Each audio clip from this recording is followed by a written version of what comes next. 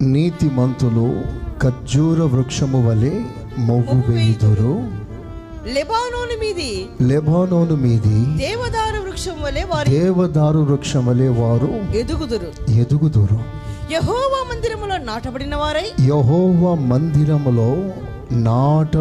వారై వారు మన దేవుని ఆవరణములలో వర్ధిల్లుదురు. దేవుని సన్నిధానంలో వారు వర్ధిల్లుదురు. అందరూ చప్పట్లు కొట్టండి, గట్టిగా కొట్టాలి, గట్టిగా. ఆమేన్. హల్లెలూయా, హల్లెలూయా.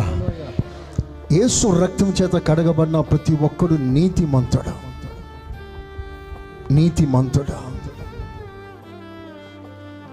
ఎంతమంది నీతిమంతులము అయ్యామో అని కాదు. ఇప్పుడు ఈ నీతిమంతులైన వారందరికీ దేవుడిస్తున్న వర్తమానం ఏమిటంటే, మీరు దేవుని మందిరములో నాటబడాలి.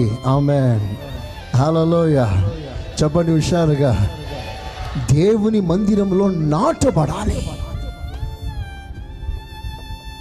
ఈ మాట పౌలు కొలసి సంఘానికి రాస్తున్నప్పుడు, మీరు వేర్లు నాటబడిన వారై. పాత నిబంధన సంఘంలోనూ అదే బోధ, కొత్త నిబంధన సంఘానికి కూడా అదే బోధ.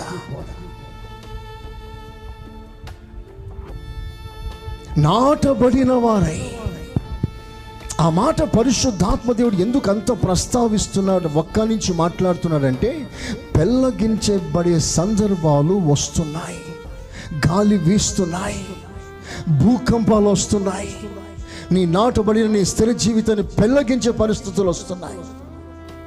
ఇలాంటి పరిస్థితుల్లో ఏ గాలియో, ఏ వరదో, ఏ వానో, ఏ తుఫానో, ఏ భూకంపమో నీ ఆత్మీయ జీవితాన్ని కదిలించలేనంతగా సుస్థిరమైన పునాది వేసుకొని ప్రభునందు బహుబలంగా నాటబడాలని ప్రతిరోజు మనం ప్రార్థన చేసుకుందాము. ఆమేన్, ఆమేన్. చెప్పండి గట్టిగా, హల్లెలూయా. ఎంతోమంది నాటబడకుండా ఆ స్థిరత్వాన్ని కోల్పోయి వెనుకకి వెళ్ళిపోతారు. వస్తారు, లాభం కొరకు వస్తారు, క్షేమం కొరకు వస్తారు, ఏదో లావాదేవీలు ఇచ్చి పుచ్చుకున్నట్టుకు వస్తారు, సాంప్రదాయ ప్రకారంగా వస్తారు. గాలి వచ్చినప్పుడు తెలుస్తుంది ఎంతమంది ఉన్నారు, ఎంతమంది నాటబడ్డారు.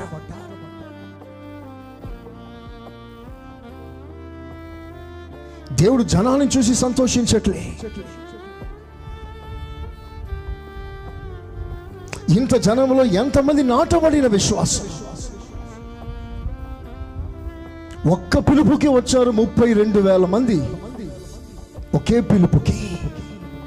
కానీ వాళ్ళలో అందరూ నిలవలేకపోయారు. ఇంచుమించు 22,000 మంది కొట్టుకుపోయారు గాలికి.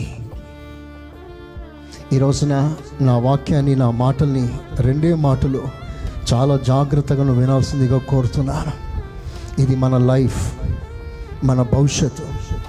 ఈ లోకంలో నువ్వు ప్రభు కొరకు ఎలా జీవించబోతున్నావో ఆ సాక్ష్యం నీ జీవితంలో స్థిరంగా ఉండాలని ప్రభు పేరట ఒక సేవకునిగా నేను సంఘాన్ని హెచ్చరిస్తున్నాను. Praise the Lord. హల్లెలూయా.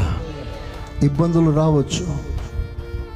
పచ్చని మరానికి అలాగ సంభవిస్తే మన పరిస్థితి ఏమిటి అని ఆది అపోస్తుల కాలంలోనే నానుడుంది ఆ మాట.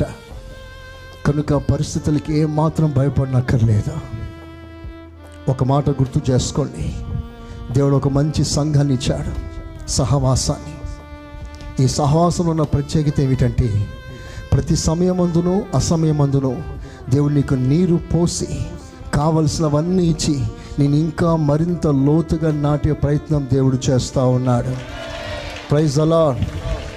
ఎంతోమంది దరిద్రంగా ఉన్నారు, మన సంఘంలో బలహీనంగా ఉన్నారు, అధైర్యంగా ఉన్నారు.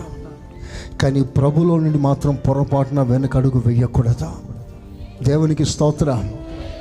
మనకి ఈ లోకంలో ఏమీ లేకపోయినా పర్వాలేదు, ప్రభు కొరకు ధైర్యంగా నిలవండి.